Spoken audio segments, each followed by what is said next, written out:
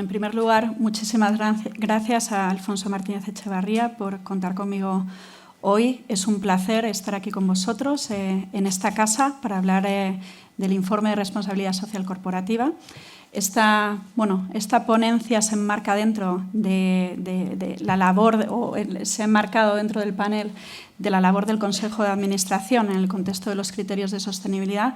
Y, por tanto, y teniendo en cuenta que ya en el primer panel se ha hablado de la información no financiera, voy a aprovechar unos primeros minutos para hablar el por qué está ahora mismo en la mesa, en la agenda del Consejo de Administración, los temas de ESG, los temas de sostenibilidad, y cómo eso influye tanto en el cambio social que estamos viviendo como, por supuesto, en el cambio del regulador, ¿no? De cómo se está regulando el ámbito de ESG.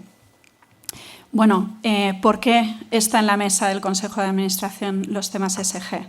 Yo creo que hay distintos factores. Por una parte, la propia conciencia social. Todos somos cada vez más conscientes de la importancia del medio ambiente, de los factores sociales, de los factores de gobernanza. Y, por tanto, exigimos, ¿no? una conciencia o que se tenga más en cuenta estos factores. Por otra parte, hay cada vez más estudios que resaltan que el tener en cuenta los factores ESG muchas veces tiene una correlación positiva con los propios resultados de las empresas. Es decir, que pasa a tener sentido también desde el punto de vista de negocio. Y luego, por supuesto, porque cada vez hay más escrutinio de distintos stakeholders. Por una parte, los inversores, se ha comentado también esta mañana, los inversores, el ámbito de ESG y en su toma de decisiones de inversión para que éstas sean sostenibles y estén alineadas con esos objetivos a largo plazo, pues tienen en cuenta los factores ESG. Por otra parte, también los propios trabajadores exigen que se tengan en cuenta los factores ESG. La propia marca de la empresa en temas de ESG cada vez se valora más. Además, por las distintas generaciones, no es una cuestión solo de millennials, sino que realmente esa conciencia social que hablaba antes, pues cada vez se está imbuyendo más en todos los términos de la organización, ¿no? Y luego, por último, como abogados, pues cada vez hay un mayor escrutinio del regulador. Hay una preocupación en el regulador por estos desafíos medioambientales, sociales y de gobierno, que lo que hace es que se esté movilizando para configurar distintos mecanismos.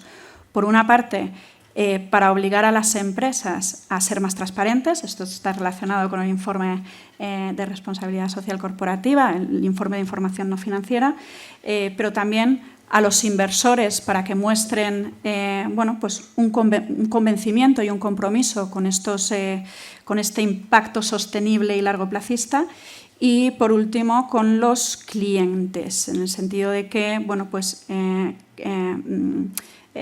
cada vez están más, tienen un mayor compromiso con el propio consumo responsable, ¿no? ¿Esto qué nos lleva?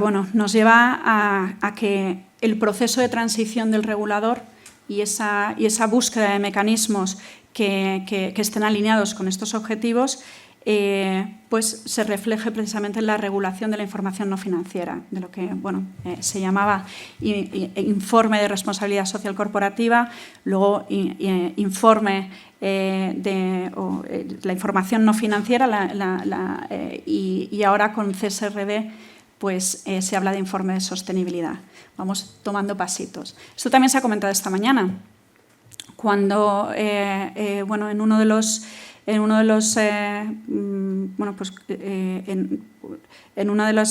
el panel, en una parte de la conferencia, ¿no?, se comentaba que cómo definir la responsabilidad social corporativa versus y por tanto el informe de responsabilidad social corporativa versus sostenibilidad o el informe de sostenibilidad. ¿Cuál es la diferencia? Bien, es cierto que la norma no lo define.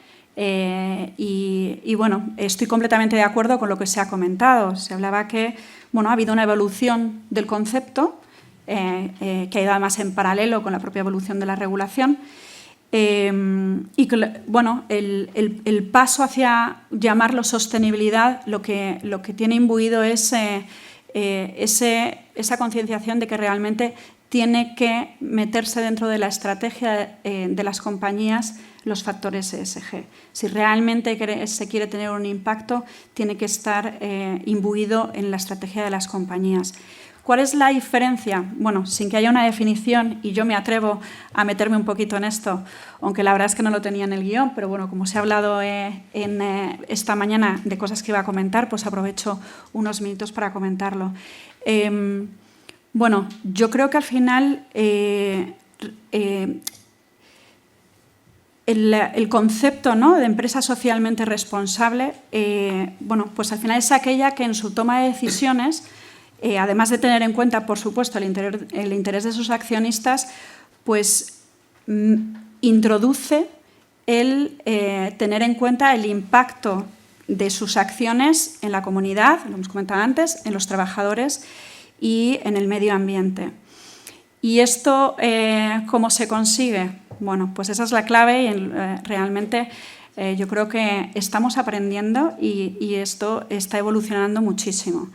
Se comentaba también esta mañana que la evolución o la regulación viene de unos años. Estamos hablando de que la regulación en España en temas de introducir la información no financiera en la información de gestión pues es del año 2018. Con lo cual realmente es muy reciente la obligatoriedad de introducirlo. Sin embargo, las compañías o algunas compañías pues han tenido una evolución más amplia. Me meto en un ejemplo, ¿vale? La compañía Nike, todos la conocéis. Nike es, bueno, pues el primer productor mundial de productos de calzado deportivo, además de otros productos deportivos, ¿no? Como sabéis, Nike tuvo muchos problemas en los años 90 precisamente con temas relacionados con la sostenibilidad. Se criticó muchísimo el que utilizaban o tenían acuerdos con fábricas en determinados países que no respetaban pues, lo que son estándares básicos también en ese momento, en los años 90, de economías occidentales. ¿Eso a qué llevó? Bueno, pues empezaron a darse cuenta de la importancia que tenían estos factores que, bueno, quizá no se habían tenido tanto en cuenta. Y no vino por regulación, vino por la presión de stakeholders, en este caso de, bueno, pues asociaciones de consumidores y ONGs que empezaron a poner, bueno, pues en entredicho cómo era la política de Nike. ¿Nike qué hizo en un primer momento? Pues lo primero que hizo es, oye, una actitud defensiva. Oye, no podéis compararme con los estándares de Estados Unidos, esto no es lo mismo, realmente no son compañías de Nike, son fábricas con las que tenemos acuerdos, etc. Esta estrategia no les fue bien. Y empezaron a darse cuenta que tenían que dar un paso más. ¿Qué hicieron? Bueno, pues además de contratar a una responsable específica de temas de responsabilidad social corporativa en este momento, todavía no había evolucionado el término, bueno, pues se dieron cuenta que era importante que el Consejo estuviera involucrado. Vuelvo aquí al contexto de la mesa de hoy, ¿no?, de la labor del Consejo de Administración. Se dieron cuenta que si no involucraban al Consejo, pues realmente las decisiones que fueran tomando pues iba a ser difícil que realmente calaran, ¿no? Y bueno, cambian su enfoque, hacen la primera política de responsabilidad social corporativa y centran esta política de estrategia social corporativa en la monitorización y las medidas de mitigación. ¿Qué se dieron cuenta? Que esto es una actitud que enfoca el problema cuando ya ha ocurrido. Es decir, que realmente no trata de tener una estrategia, lo que estábamos hablando antes, de cuando hablamos de sostenibilidad, cuando se empieza a meter en la estrategia. No tiene una estrategia y, por tanto, pues solamente identifica problemas y los mitiga. ¿Qué hicieron? Bueno, pues profesionalizaron el Consejo de Administración en temas de ESG, había ya expertos de ESG o expertos de responsabilidad social corporativa en ese momento, y en el 2004, que es bastante pionero, empiezan a hablar de sostenibilidad y tienen una estrategia de ESG específica. ¿Eso qué hace? Bueno, toman distintas medidas de transparencia, empiezan a publicar cuáles son todas sus fábricas, qué se produce en esas fábricas, cuáles son las medidas que tienen, son muy transparentes con respecto a los problemas, etc.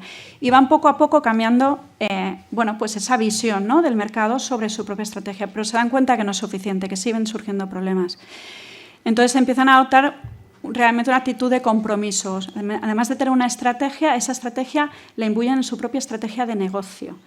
¿Y qué hacen? Bueno, pues empiezan las decisiones de negocio meten el ámbito ESG. Y os pongo un ejemplo ya para terminar, que esto ahora me meto en lo que era el tema, pero ¿qué hacen? Pues, por ejemplo, compran una startup que estaba desarrollando una tecnología para no usar agua en el proceso productivo del tejido, lo cual es muy importante porque, como sabéis, la industria textil es muy contaminante y además tiene bueno, pues un uso muy intensivo del agua. ¿Y qué hacen? Pues dan un pasito más también y dicen, oye, en vez de comprar esta startup y quedarme yo solo la tecnología, lo que hago es compartir esa tecnología con todo el sector. Es decir, no solo quiero arreglar las cosas con respecto a mi compañía, sino que quiero mejorarlas, quiero crear un estándar de industria, ¿no? Bueno, he puesto este ejemplo de Nike porque yo creo que es importante para ver cómo la evolución en realidad de las empresas, de la sociedad, etcétera, en el fondo está llevando estos pasitos, ¿no? Bueno, quizá fueron pioneros por el hecho de que, bueno, de que tuvieron problemas muy pronto y además es una empresa muy grande que también puede hacer más cosas, puede tener más impacto que otro tipo de empresas, ¿no? Pero es verdad que, bueno, pues esto ha pasado mucho más tarde también con la regulación. Empezamos con una regulación que estaba basada en principios, en estándares, los estándares GRI, que no sé si los habéis oído, en principios y compromisos adoptados por Naciones Unidas, los Objetivos de Desarrollo Sostenible, etcétera, ¿no? ¿Y qué es lo que pasa? Bueno, pues que se van dando cuenta que si realmente pues queremos crear un impacto, queremos involucrar la iniciativa privada, no hay fondos suficientes en la iniciativa pública como para poder hacer todo lo que se quiere y llegar a los compromisos que se quieren, pues es necesario hacer más cosas, ¿no? ¿Y eso cómo se consigue? Entre otras cosas, también con regulación. En el caso que nos ocupa, y ya centrándome en la información no financiera, bueno, pues a nivel europeo se aprueba una directiva en 2014, que es la Directiva 2014/95 sobre información no financiera. Esa directiva se transpone en España a través de un Real Decreto primero de 2017 y luego con la Ley de Información No Financiera, la Ley 11/2018. Y bueno, ¿y qué es lo que hace? Pues ya introduce la obligatoriedad, esto es un paso importante, la obligatoriedad en la publicación de información no financiera por parte de las empresas. ¿Pero qué empresas? No son todas las empresas todavía. Es verdad que hay muchas empresas que de una manera voluntaria publican informes de responsabilidad social corporativa, pero es obligatorio solamente a determinadas empresas, en concreto cuando tienen más de 500 empleados o son entidades de interés público, por ejemplo, entidades financieras que no cumplen, voy a mi sector, que soy del sector financiero, entidades financieras que no tienen más de 500 empleados, pues tienen que introducir esta información no financiera junto con su informe de gestión. Y bueno, esto además, a partir de 2021, aplica a empresas con más de 250 empleados, pero que son empresas grandes según la directiva de 2013 y además también si cumplen determinados criterios con respecto a volumen de activos y de volumen de negocio. 20 millones en volumen de activos y 40 en cifra anual de negocio, ¿no? ¿A quién aplica? Por otra parte, ¿sobre qué hay que informar? ¿Qué es lo que incluye la información no financiera? Bueno, esta Ley 11/2018 lo que introduce es la obligación de informar sobre determinados parámetros. Por no extenderme, que además ya no sé ni cuánto llevo, pero por una parte con respecto al modelo de negocio, por otra parte con respecto a las políticas de diligencia debida sobre distintos aspectos de medio ambiente, derechos humanos, por otra parte los resultados de estas políticas de diligencia debida, los riesgos e impactos y indicadores clave. Esto es importante, se introducen indicadores sobre las que las empresas obligadas bajo esta norma tienen que informar. En concreto, ¿qué tipo de indicadores son? Bueno, pues son cuestiones por ejemplo, de medio ambiente, de gestión ambiental, de contaminación, de economía circular, etcétera. También cuestiones sociales sobre empleo, por ejemplo, número total de trabajadores y su distribución por sexo, temas de retribución salarial distinguiendo por sexo, etcétera. Y luego, bueno, pues con respecto a también de organización del trabajo, de salud y seguridad en el trabajo, de relaciones sociales, de formación, de igualdad, etcétera. Se va metiendo el introducir indicadores sobre los que las empresas tienen que hacer seguimiento y que tienen que publicar. Es un paso importante para que, bueno, por una parte, para tratar de avanzar en términos de comparabilidad y luego porque además, oye, pues introduce indicadores medibles, ¿no? Y bueno, además de esto, la ley 11/2018, bueno, pues bueno, yo creo que es importante tener en cuenta que ¿dónde dice que hay que introducir esta información? Pues hay que introducirla o bien en el informe de gestión o bien junto con el informe de gestión. Esto lo cambia o lo va a cambiar la nueva directiva de información de sostenibilidad, CSRD, porque va a tener que estar dentro del informe de gestión. Esto es importante porque se tiene que publicar junto con la información financiera. Se tiene que formular en el plazo de 3 meses desde que finalice el ejercicio y publicar, tiene que ser público de manera gratuita en los primeros 6 meses después del cierre del ejercicio. Con lo cual da transparencia, esa divulgación de información que es importante para realmente que haya un compromiso, ¿no? Y luego, por último, esta norma lo que introduce, y en esto va más allá de la directiva, que no lo introduce, en España somos un poco más duros y se pide la verificación externa por un experto independiente. Esto se ha introducido en CSRD, en la modificación de la directiva se va a introducir, pero España fue pionero en ello.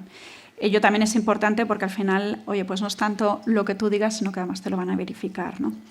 Y luego, por último, con respecto a los administradores, vuelvo al tema de esta mesa. Bueno, pues la ley establece que los administradores son los responsables de la fiabilidad de los datos. Como en el ejemplo de Nike, es clave involucrar al Consejo de Administración y en este sentido la norma lo establece expresamente. Es más, exige que sea firmado por todos los administradores. Si no hubiera la firma de uno de los administradores, se tendría que levantar esa salvedad en el informe del verificador externo. Y bueno, ya para no alargarme más y como conclusión, ¿qué es lo que va a introducir CSRD? Bueno, pues el cambio. Ya no vamos a hablar de información no financiera, vamos a hablar de información de sostenibilidad, en ese cambio de concepto hacia la estrategia. Y además se centra mucho en los aspectos de comparabilidad. Y por tanto lo que trata es de bueno, pues mejorar los estándares y el desarrollo de indicadores. De hecho, se ha creado un grupo de trabajo en EFRAC para poder desarrollarlo.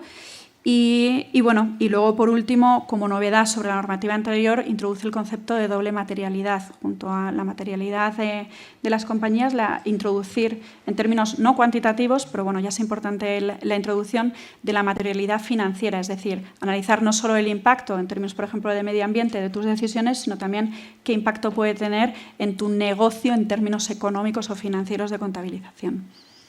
Y bueno, dicho esto, muchísimas gracias y espero que haya resultado interesante.